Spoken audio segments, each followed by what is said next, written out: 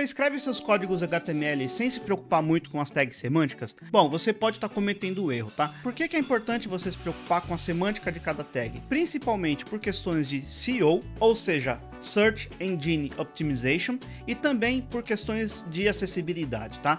E quando eu falo acessibilidade, é tornar o site ou aplicação acessível não só para leitores de tela, por exemplo, que já é um baita ganho, mas também acessível por telemóvel, por aparelho celular, por devices pequenos, tá? Acessível por diversos dispositivos, seja ele um leitor de tela, seja ele um aparelho pequeno, como o celular ou telemóvel, tablet, ou seja ele também o motor de busca do Google, o User Agent, que vai varrer a internet para catalogar toda a informação da internet. Bacana?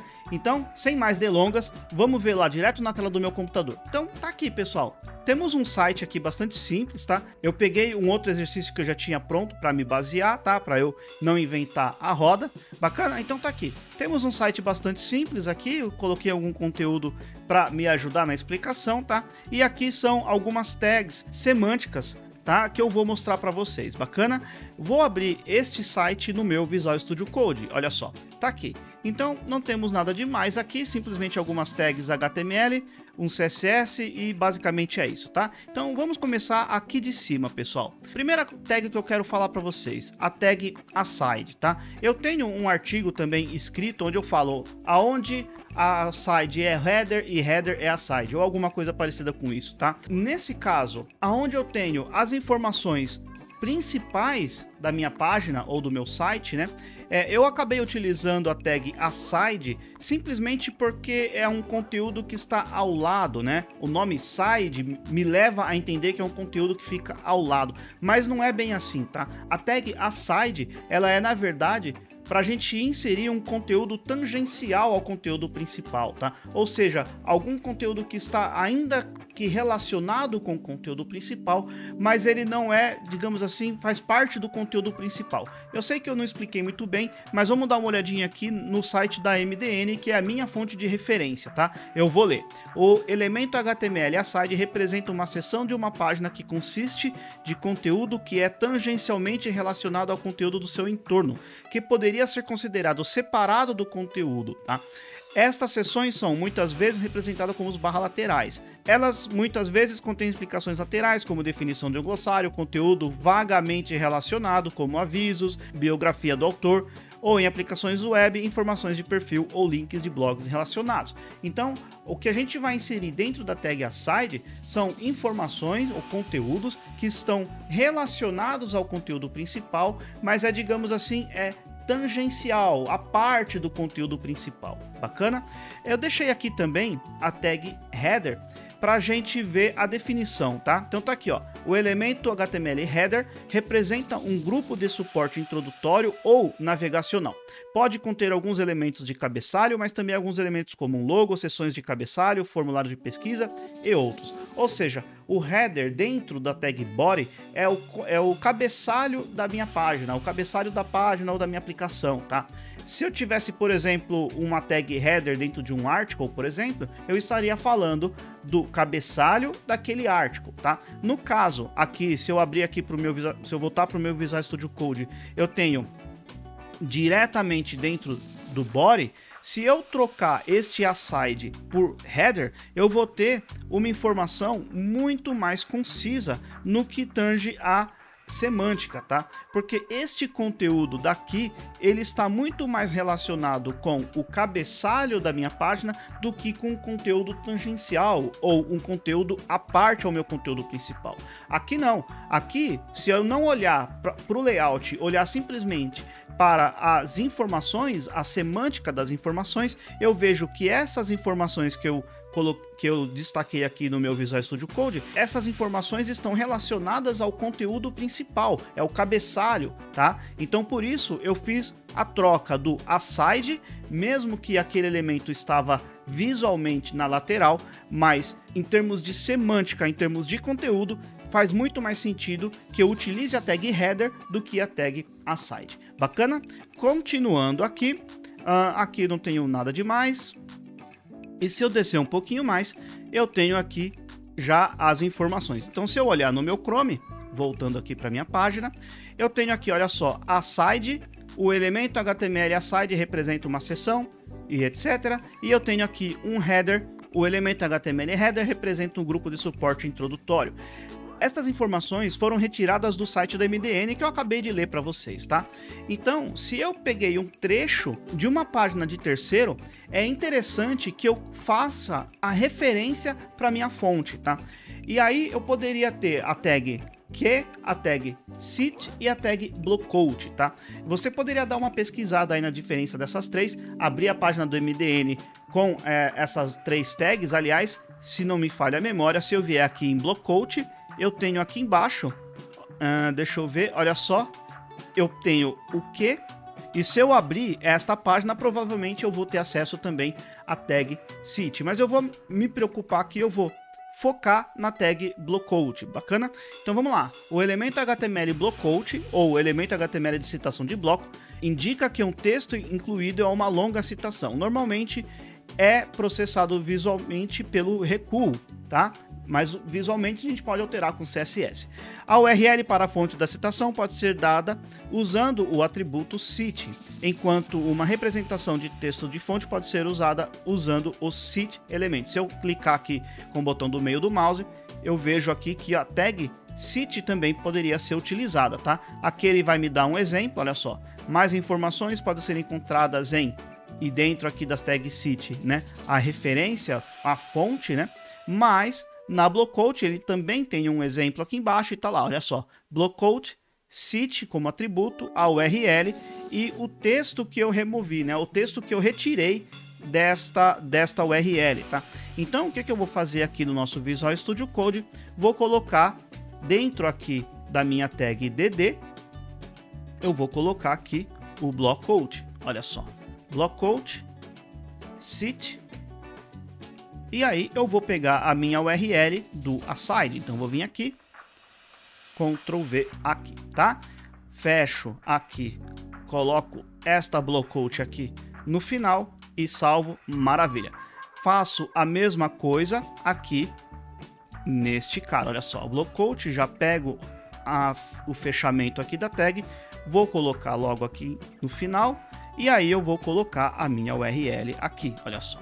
Cite, e aí eu pego a URL do header, coloco aqui e maravilha, tá? Se eu testar no Chrome, tá lá, visualmente eu tenho a mesma coisa, mas agora o meu código está muito mais semântico. Eu peguei um trecho de uma outra página, eu faço a referência e aí, né, o Google, o motor de busca do Google, ele consegue lidar muito melhor com esta informação que eu estou escrevendo da maneira correta, tá bom?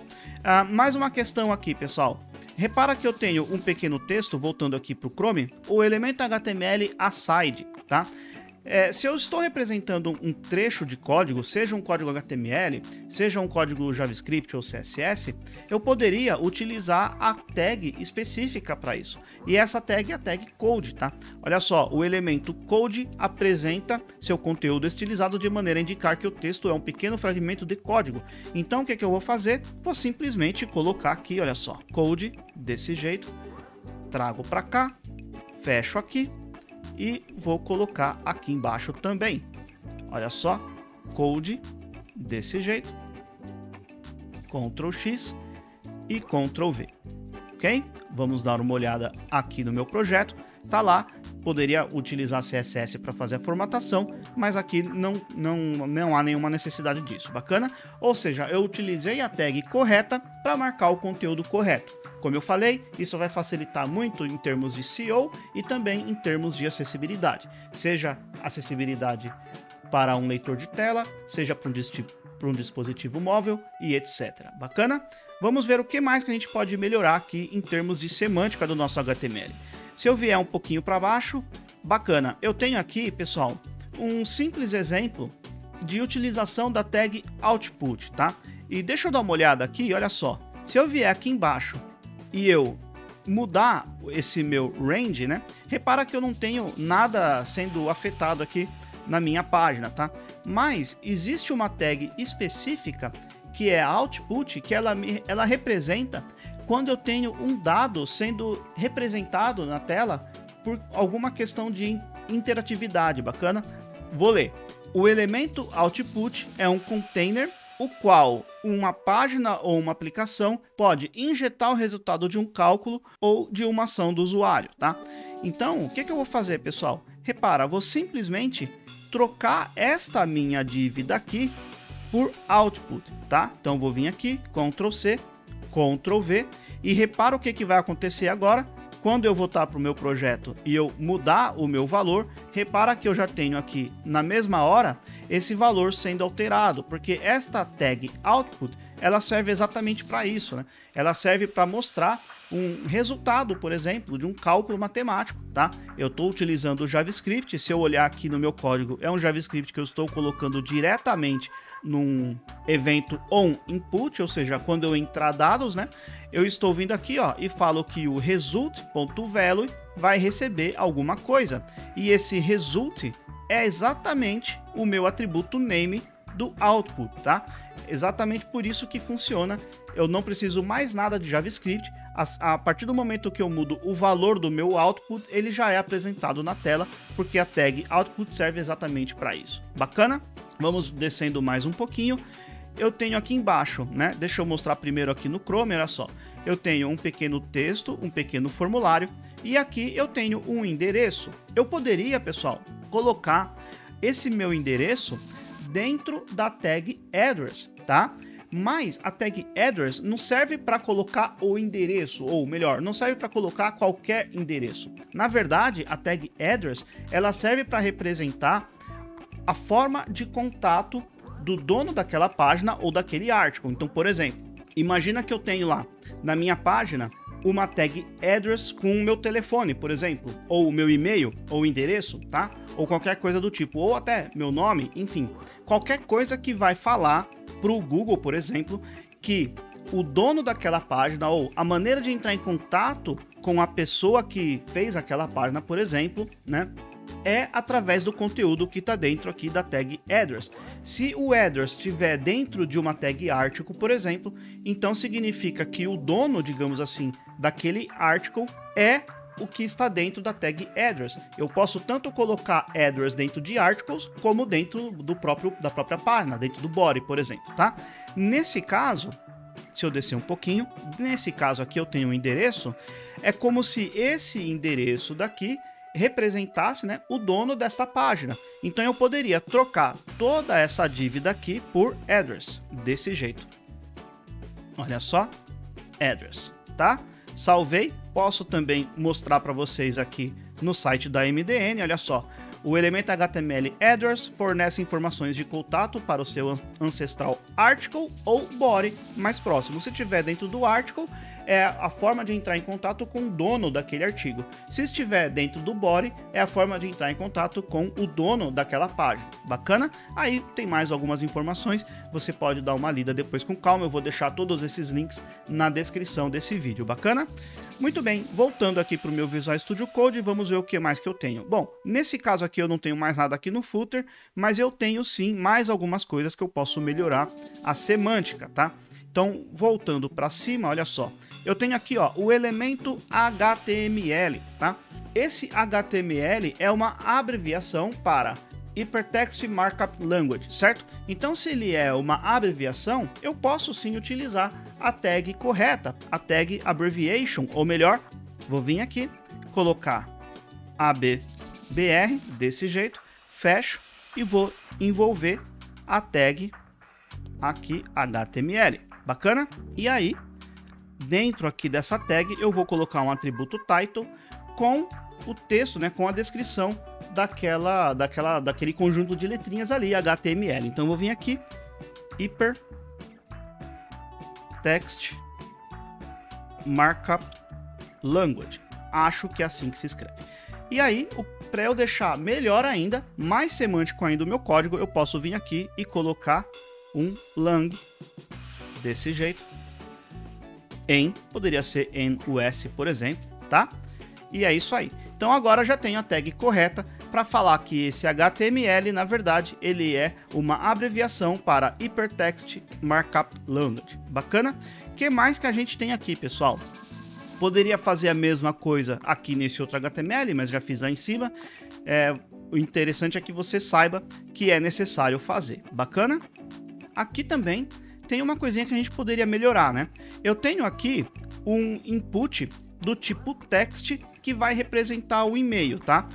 Está errado? Não, não está errado, pessoal. O meu input ele vai funcionar, bacana, eu poderia clicar aqui e digitar meu e-mail, tá? Mas ele poderia ser melhor.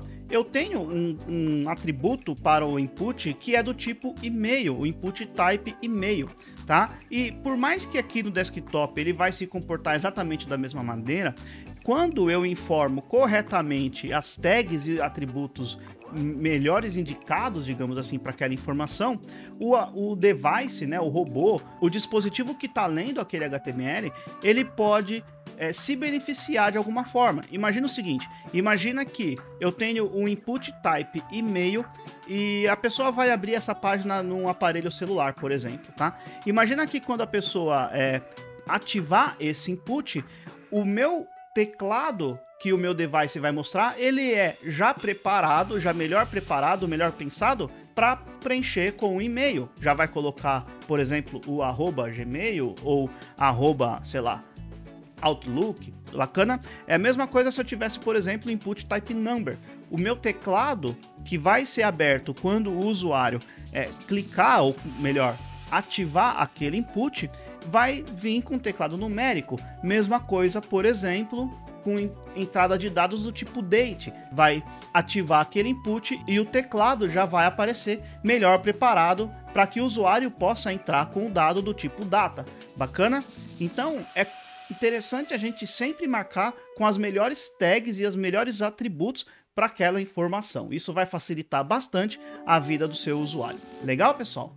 Então é isso, pessoal. Estas foram as 6 tags semânticas que eu quis passar para vocês. Existem outras também, mas eu posso fazer outros vídeos aqui com esse mesmo formato e colocar aqui no canal. Depende de vocês, depende do like de vocês, dos comentários de vocês. Se vocês quiserem, eu posso trazer outras tags semânticas. Bacana? Se você gostou, peço por favor que deixe o like. Se não gostou, peço por favor que deixe o dislike também. Peço que comente o que você achou desse vídeo e, se puder, compartilhe aí com pessoas que querem ingressar, querem iniciar no mercado de desenvolvimento front-end. Bacana, pessoal? É isso aí, eu vou ficando por aqui. Um forte abraço e até o próximo vídeo. Até lá!